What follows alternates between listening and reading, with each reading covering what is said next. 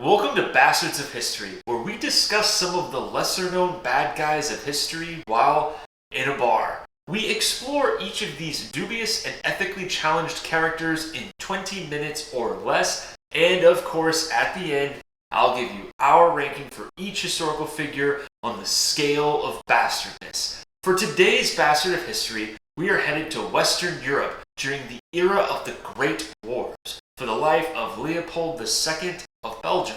So, let's make a drink and get started.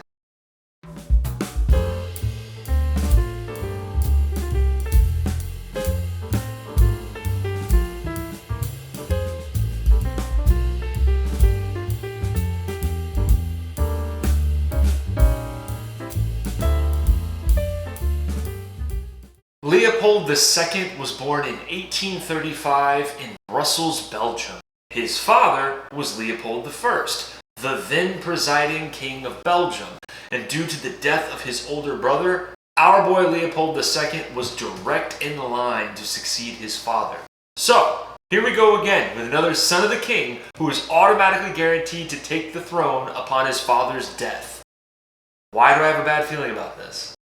In the run-up to his reign, Leopold II traveled abroad extensively, visiting the continents of Asia and Africa, which certainly only fed his desire to colonize some poor indigenous people somewhere. He became king in 1865, so as reference for us Americans, that's when the Civil War had concluded. The newly crowned king wrote to his brother about his intentions as the monarch of Belgium, stating, quote, "The country must be strong, prosperous, therefore have colonies of her own, beautiful and calm." I can't help it. There's something kind of funny about that quote. It's like he could have just said, "Our country must be strong, prosperous, beautiful, and calm," but instead, he just sort of slides in the middle, "therefore have colonies of her own." Definitely feels like our man has a one-track mind, and he's dead set on getting his colony. So, just to recap his early life, Leopold II was born the son of Leopold I. He is first in line to succeed his father as King of Belgium. Nevertheless, the guy spends some time in the military and even the Senate, and travels around the globe, fueling an intense fixation with the idea of a Belgian colony. I myself am wondering at this point, how the hell did this guy end up on our list of bastards of history? Let's take a sip and find out. On the home front, Leopold II's record is actually pretty good. He largely maintained Belgian neutrality in a pretty tumultuous period. He also built a lot of shit and renovated and expanded other shit. He even was quite thoughtful about all of these national treasures that he built or improved.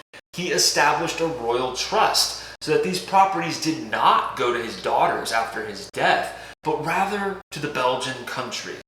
Honestly, that's a thoughtful and considerate approach. But on the foreign affairs side of things, Leopold II's record is strikingly bleak.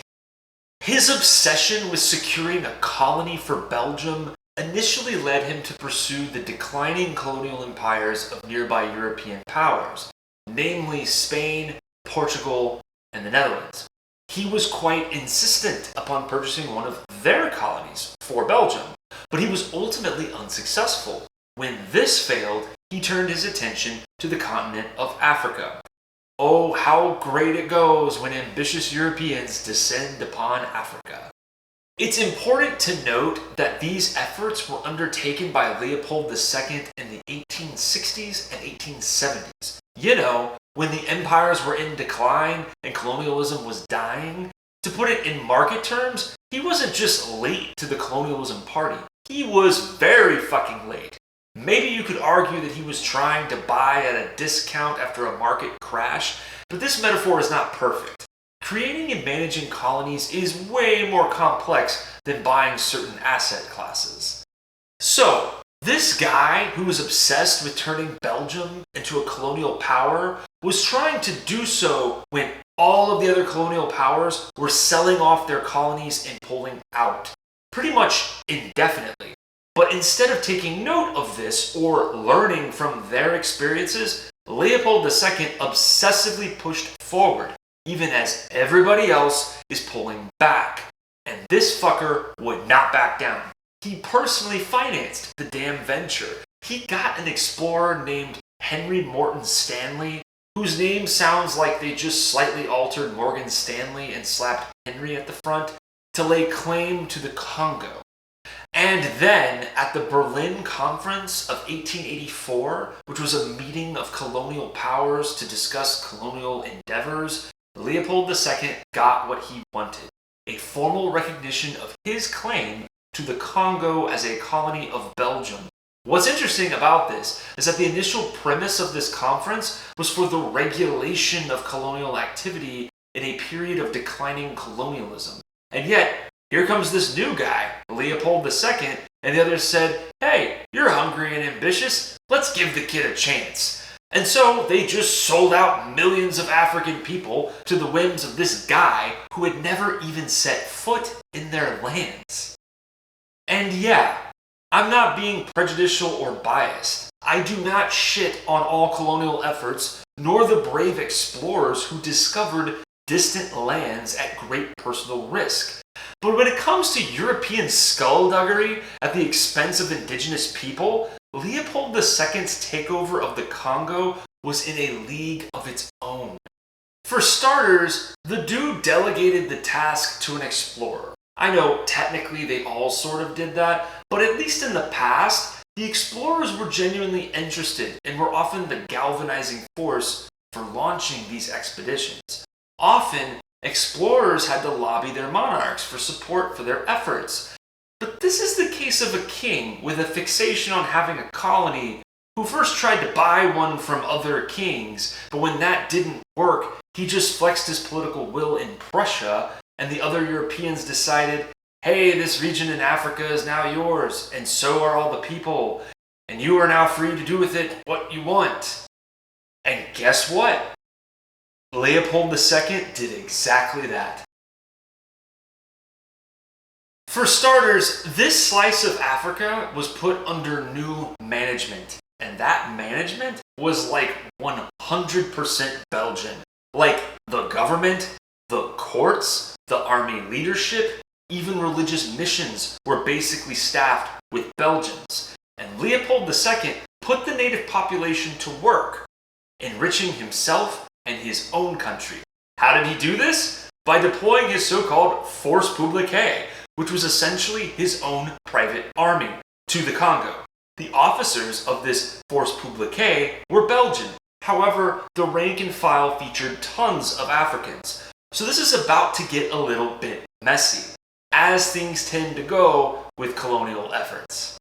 The force publique forced the native population to work and meet ridiculous quotas, including forced child labor at the risk of brutal reprisals. What was their main product? Ivory. So, if you like elephants, you'll hate Leopold II. And this worked well. For Leopold II, at least, he became very wealthy. And when the market forces shifted and there was a sudden surge in demand for rubber, what did our lovely Leopold II do? He demanded his African subjects, slaving away under the barrel of his African soldiers, start collecting rubber, which is a very difficult process. Failure to meet quotas could be punishable by being maimed, mutilated, or murdered. This may be the most extreme case of shit rolling downhill. This wasn't just desperate African soldiers putting their even more desperate fellow countrymen through a tough time. No, this was a nightmare of catastrophic proportions. The force publique was required to verify that they had killed someone by showing the hand of that person. Wives were taken as hostage, which, is just merely posting collateral or paying interest money, right? This led to millions of Congolese people, including children, being mutilated or killed. There are graphic photos you can find on the internet, but they will not be shared on this video. This also severely destabilized the region and those who were not murdered often died from starvation. There were even cases of African children being killed, cooked, and cannibalized by members of the Force Publique. But that's not all. In 1894, about 30 years into his reign, Leopold II gave away a bit of his bloodshot Congo to the UK in exchange for some access to the Nile. Presumably, 0 Congolese were consulted in this transaction. He intended to use this as a way of moving even more rubber. Leopold II sent troops to invade an area of Africa occupied by rebels, and his personal intention was to go even further than he let on, meaning his conniving ways ran even deeper than he let on. Ultimately, he didn't get as far as he wished, but he got some territory. And this shows us that even in the midst of this horrific reign of terror, he sought to inflict even more just to enrich himself. The atrocities afflicted in the Congo were so bad that a missionary named John Harris of Baringa was so horrified, he wrote to King Leopold II, quote, "The abject misery and utter abandon is positively indescribable. I was so moved, Your Excellency, by the people's stories that I took the liberty of promising them that in the future you will only kill them for crimes they commit." Jesus Christ. Estimates of the death toll range wildly, from 1 million to 15 million. More contemporary estimates sort of split the difference and suggest about 10 million Congolese died as a result of Leopold II's reign of terror. Unsurprisingly, Leopold II's horrific mistreatment of the Congolese people drew much criticism over time and even inspired Joseph Conrad's novel Heart of Darkness. But unfortunately, Leopold II's trail of carnage did not stop at his exploitation of the Congolese people. There was a ripple effect that went on for decades, constraining economic growth and prolonging the misery of the Congolese people. You know, compound interest? Well, this is like the opposite of that. Call it compound depression, if you will. Political pressure forced Leopold II to cede control of the Congo in 1908, and then he died the next year. Given the horrible atrocities committed at his direction, Leopold II has been a highly controversial figure. In many ways, his reign is a case of Dr. Jekyll and Mr. Hyde. At home in Belgium, he built some great shit and managed to remain neutral in a few wars. But abroad, he inflicted so much misery that the conditions of the Congo became one of the very first uses of the phrase crimes against humanity. In his personal life, he had an affair with a mistress named Caroline Lacroix.